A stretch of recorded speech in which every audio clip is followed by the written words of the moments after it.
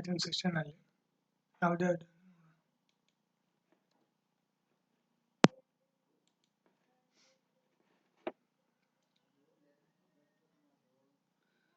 Topics ಯಾವ್ಯಾವ operators ಮತ್ತೆ types of operators ಮತ್ತೆ ಪ್ರೋಗ್ರಾಮ್ಸ್. ಓಕೆ, ಆಪರೇಟರ್ಸ್ ಅಂದ್ರೆ ಏನು? Operators are the foundation of programming language. It is symbols that help to use to perform specific and mathematical logical operators. ಅಂದರೆ ಆ operators ಇಲ್ಲದೆ program work ಆಗೋದಿಲ್ಲ. So ಇದು operations ಅಂದರೆ ಒಂದು ಮೇನ್ ಟೋಕನ್ ಇದ್ದಂಗೆ. ಇದು ತುಂಬ ಇಂಪಾರ್ಟೆಂಟ್ ಎಲಿಮೆಂಟು ಆಪರೇಟರ್ಸ್ ಅಂತ. ಇದು ಫೌಂಡೇಶನ್ ನೋಡಿ ಹೇಳ್ತಿದ್ದಾರೆ ಇಲ್ಲೇ, ಪ್ರೋಗ್ರಾಮಿಂಗ್ ಲ್ಯಾಂಗ್ವೇಜ್ ಫೌಂಡೇಶನ್ ಇದು ಅಂತ. ಇದನ್ನ ನಾವು ಸಿಂಬಲ್ಸ್ ಮೂಲಕ ಹೆಲ್ಪ್ ಮಾಡ್ತೀವಿ. ಒಂದು ಟಾಸ್ಕ್ನ ನಿರ್ದಿಷ್ಟವಾದ ಟಾಸ್ಕ್ನ ನಾವು ಪ್ರೆಸೆಂಟ್ ಮಾಡಬೇಕು ಅಂದರೆ ಅದನ್ನು ಯೂಸ್ ಮಾಡ್ತೀವಿ ಆಪರೇಟರ್ಸ್ ಥರ. ಅದರಿಂದ ನಾವು ಪ್ರೋಗ್ರಾಮ್ ಕೋಡ್ನ ಬರೀಬೋದು ಈಸಿಯಾಗಿ. ಇದರಲ್ಲಿ 3 ಟೈಪ್ಸ್, ಮೇನ್ 3 ಟೈಪ್ಸ್ ಅಂದರೆ ಇಂಪಾರ್ಟೆಂಟ್. ಒಂದು arithmetic operators, relational operators, logical operators ಅಂತ 3 ಟೈಪ್ಸ್ ಆಫ್ ಆಪರೇಟರ್ಸ್ ಬರ್ತವೆ. ಇದರಲ್ಲಿ ನಾವು ಈಗ ಒಂದೊಂದನ್ನೇ ನೋಡ್ತಾ ಹೋಗೋಣ. ಇವು 3 ಕೂಡ ನಮಗೆ ಕೋಡಲ್ಲಿ ಯೂಸ್ ಮಾಡೋ ಅಂಥದ್ದೇ. 3 ತುಂಬ ಇಂಪಾರ್ಟೆಂಟ್ ಆಗ್ತವೆ. ನೆಕ್ಸ್ಟ್ ಬರೋದು ಅರಿಥ್ಮೆಟಿಕ್ ಆಪರೇಟರ್ ಅಂತ ಬರುತ್ತೆ. ಇದನ್ನ ನಾವು ಅರಿಥ್ಮೆಟಿಕ್ ಆಪರೇಟರ್ ಅಂದರೆ ಏನೇನು? Addition, subtraction, multiplication, division, modulus etcetera. ಇವೆಲ್ಲ ಕೂಡ ಯಾವಾಗೂ ಅರಿಥ್ಮೆಟಿಕ್ ಆಪರೇಟರ್ ಅಂತ ಕರಿತೀವಿ ನಾವು. ಈಗ ಅಡಿಷನ್ ಅಂದ್ರೆ ಏನು? 2 ನಂಬರ್ನ ನಾವು ಕೂಡ್ತೀವಲ್ಲ, ಅದನ್ನು ಅಡಿಷನ್ ಅಂತ ಕರಿತೀವಿ. ನೆಕ್ಸ್ಟ್ ಮಲ್ಟಿಪ್ಲಿಕೇಶನ್ ಅಂದ್ರೇನು? ಈಗ 2 ನಂಬರ್ ತಗೊಂಡು ಅದನ್ನು 8 ಮಾಡಿ ಆನ್ಸರ್ ಬರುತ್ತಲ್ಲ, ಅದನ್ನು ನಾವು ಮಲ್ಟಿಪ್ಲಿಕೇಶನ್ ಅಂತ ಕರಿತೀವಿ. ನೆಕ್ಸ್ಟ್ ಸಬ್ಟ್ರಾಕ್ಷನ್ ಅಂದರೆ 2 ನಂಬರಿಂದ ಮೈನಸ್ ಮಾಡೋದು, ಅಂದರೆ 10 ನಂಬರಲ್ಲಿ 5 ನಂಬರ್ ತೆಗಿ ಅನ್ನೋದು ಮೈನಸ್ ಮಾಡೋದು ಅಂತ ಹೇಳ್ತೀವಿ.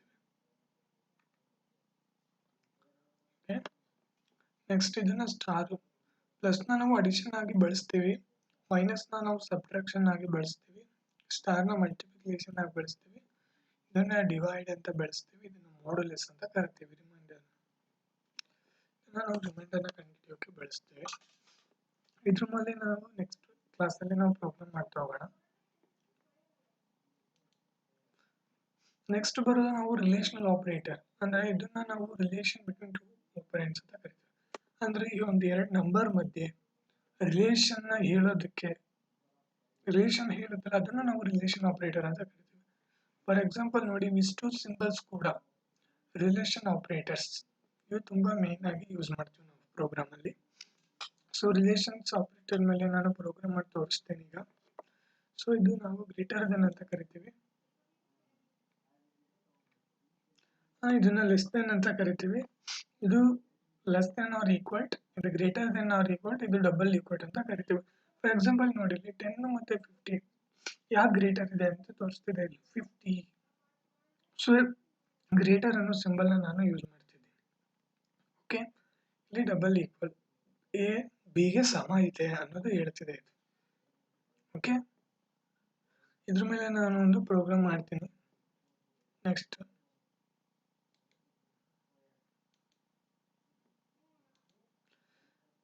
ನೆಕ್ಸ್ಟ್ ಬರೋದು logical operator is represent the relation between 2 operands shows the equal or not.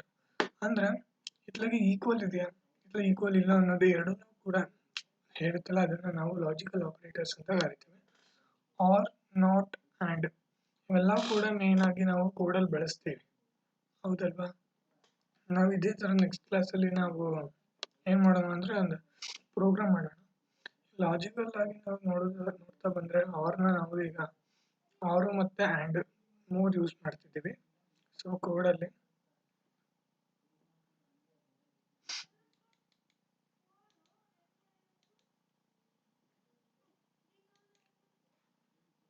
ಬನ್ನಿ ಈಗ ನಾನು ರಿಲೇಷನಲ್ ಆಪರೇಟರ್ ಮೇಲೆ ಒಂದು ನಾನು ಏನು ಮಾಡ್ತಿದ್ದೀನಿ ಅಂದರೆ ಕೋಡ್ ಬರೆದಿದ್ದೀನಿ, ಪ್ರೋಗ್ರಾಮ್ ಮಾಡಿದ್ದೀನಿ. ಸೊ ನೋಡಿ, print 10 and 20 or equal % G ಹಾಕಿದ್ದೀನಿ, ಅದು ಫಾರ್ಮೆಟ್ ಸ್ಪೆಸಿಫೈಯರ್. ಸೊ ಏನು ಕೇಳ್ತಿದೆ? ಎ ಬಿಗೆ ಈಕ್ವಲ್ ಇದೆಯಾ ಅಂದ್ರೆ 10 20 ವ್ಯಾಲ್ಯೂ ಅನ್ನೋದಕ್ಕೆ ಈಕ್ವಲ್ ಇದೆಯಾ ಅಂತ ಕೇಳ್ತಿದೆ. ನೆಕ್ಸ್ಟ್ ಇಲ್ಲಿ 10 and 20 ಆರ್ ನಾಟ್ ಈಕ್ವಲ್. 10 ಮತ್ತೆ 20 ಈಕ್ವಲ್ ಇದೆಯಾ ಈಕ್ವಲ್ ಇಲ್ಲ ಅಂತ ಕೇಳ್ತಿದೆ. ಓಕೆ, ಅದಕ್ಕೆ ನಾವು A not equal to B ಅನ್ನೋದನ್ನ ಬಳಸಿದ್ದೀವಿ. ಸೊ ನೆಕ್ಸ್ಟ್ ಬಂದ್ರೆ 10 ಗ್ರೇಟರ್ ದೆನ್ 20 ಹೌದಾ, 20ಗಿಂತ 10 ಜಾಸ್ತಿ ಇದೆಯಾ ಅಂತ ಕೇಳ್ತಿದೆ. ನೆಕ್ಸ್ಟ್ 10 ಲೆಸ್ಸರ್ ದೆನ್ 20 ಅಂದರೆ 20ಗಿಂತ 10 ಲೆಸ್ ಆಗಿದೆಯಾ ಅಂತ ಕೇಳಿದ್ರೆ ಅದಕ್ಕೆ ನಾವು ಎ ಲೆಸ್ ದೆನ್ ಬಿ ಅಂತ ಬಳಸಿದ್ದೀವಿ. ಎ ಅನ್ನೋದು 10, ಬಿ ಅನ್ನೋದು 20. ನಾನು ಇಲ್ಲಿ ವ್ಯಾಲ್ಯೂ ಹಾಕೊಂಡಿದ್ದೀನಿ. ಎ ಮತ್ತು ಬಿ ಅನ್ನೋದು ಎರಡು ವೇರಿಯೇಬಲ್. ಸೊ ಇಂಟ್ ಅನ್ನೋದು ಒಂದು ಡೇಟಾ ಟೈಪು, ಅದರದ್ದು ನಾವು ಬೈಟ್ಸ್ ಎಷ್ಟಿರುತ್ತೆ ಅಂದರೆ 4 ಬೈಟ್ ಇರುತ್ತೆ.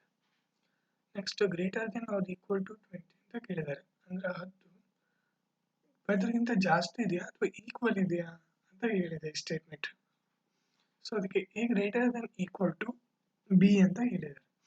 So print of 10 lesser than or equal to 20% D ಅನ್ನು ಹಾಕಿದ್ದಾರೆ.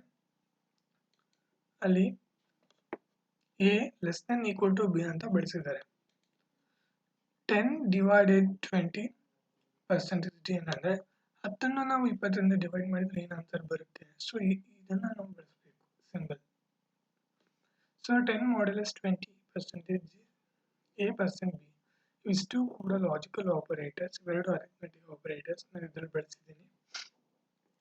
ಸೊ ಎರಡು ಮೇನ್ ಆಗಿ ನಾವು ಲಾಜಿಕಲ್ ಇಲ್ಲಿ ಬಳಸಿರೋದು ಜಾಸ್ತಿ.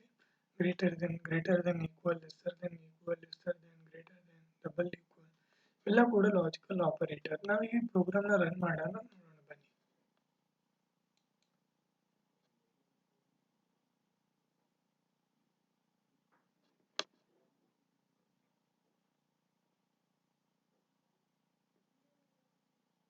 ನೋಡಿ ಬಂತು 10 and 20 ಆರ್ ಈಕ್ವಲ್ ಇದಾವ ಇಲ್ಲ. ಸೊ 0 ಅಂದರೆ ಫಾಲ್ಸ್ ಅಂತ. 10 ಮತ್ತು 20 ಈಕ್ವಲ್ ಇಲ್ಲ, ಹೌದು ನಿಜ, ಅದಕ್ಕೆ ಟ್ರೂ. 1 ಅಂದರೆ ಟ್ರೂ ಅಂತ, 0 ಅಂದರೆ ಫಾಲ್ಸ್ ಅಂತ. 10 ಗ್ರೇಟರ್ ದೆನ್ 20 ಹೌದಾ, 10 20ಗಿಂತ ದೊಡ್ಡದಿದೆಯಾ ಇಲ್ಲ ಅಲ್ಲ, ಸೊ ಅದಕ್ಕೆ ಫಾಲ್ಸ್ ಅಂತ ತೋರಿಸಿದ್ದಾರೆ. ಸೊ ನೆಕ್ಸ್ಟ್ 10 ಲೆಸ್ಸರ್ ದೆನ್ 20 ಹೌದು, 20ಗಿಂತ 10 ಲೆಸ್ ಅಂದರೆ ಕಡಿಮೆ ಇದೆ, ಸೊ ಅದಕ್ಕೆ ಟ್ರೂ 1 ಅಂತ ಕೊಟ್ಟಿದ್ದಾರೆ. 10 greater than or equal to 20 0 ಹೌದಾ, 10 20ಗಿಂತ ದೊಡ್ಡದಿದೆ ಮತ್ತು ಅದಕ್ಕೆ ಈಕ್ವಲ್ ಇದೆಯಾ ಇಲ್ಲ ತಾನೆ, ಸೊ ಅದಕ್ಕೆ ಫಾಲ್ಸ್ ಅಂತ ಬಂದಿದೆ. 10 ಲೆಸ್ಸರ್ ದೆನ್ ಆರ್ ಈಕ್ವಲ್ ಹೌದು, 20ಗಿಂತ 10 ಕಡಿಮೆ ಇದೆ ಮತ್ತು ಅದಕ್ಕೆ ಈಕ್ವಲ್ ಇಲ್ಲ ಅಂತ ಹೇಳಿದ್ದಾರೆ, ಸೊ ಟ್ರೂ. 10 ಡಿವೈಡೆಡ್ ಬೈ 20 ಅಂದರೆ ಅದು ಪೂರ್ತಿ ಡಿವೈಡ್ ಆಗುತ್ತೆ, ಸೊ 0 ಬಂದಿದೆ. 10 ಮಾಡ್ಯುಲಸ್ 20 ಅಂದರೆ 10 ಬರೋದು. ಓಕೆ, ರಿಮೈಂಡರ್ನ ಹೇಳ್ತೀವಿ.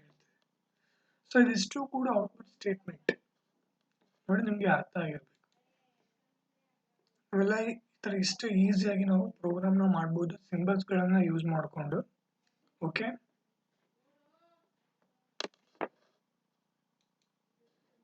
ಇಲ್ಲಿಗೆ ನಮ್ಮ ಸೆಷನ್ ಮುಗೀತು. ಓಕೆ,